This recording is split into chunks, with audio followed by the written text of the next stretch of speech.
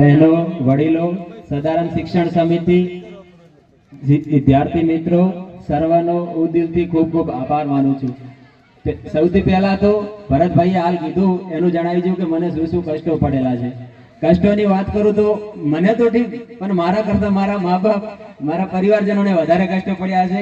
કેમ કે હું તૈયારી થોડો વધારે ટાઈમ લીધો છે તૈયારી કરવામાં, તેમ છતાં તેઓએ મને એટલો અઢળક સપોર્ટ કર્યો, તમામ ગ્રામજનોએ મને એટલો સપોર્ટ કર્યો, તેમાંથી મને પ્રેરણા મળતી રહેતી અને તેઓ કહેતા રહેતા કે નોકરી જરૂર મળશે, નોકરી શું ના મળે।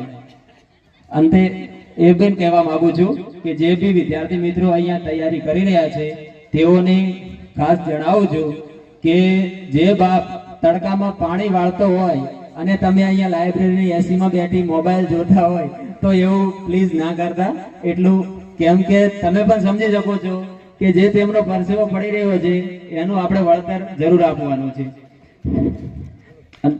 સૌને એક વિનંતી કરવા માંગુ છું કે ભોજન પ્રસાદની વ્યવસ્થા આપણે ત્યાં કરેલી છે અને બહુ મોડું પણ થઈ ગયું છે, એટલે વધુ સમય ના લેતા સમસ્ત ગ્રામજનોનો ખૂબ ખૂબ આભાર માનું છું અને હું ફૂલ નહીં તો ફૂલની પાંખડી સમાન લાઇબ્રેરીમાં શિક્ષણ પેટે 11,111 રૂપિયાનું દાન આપું છું।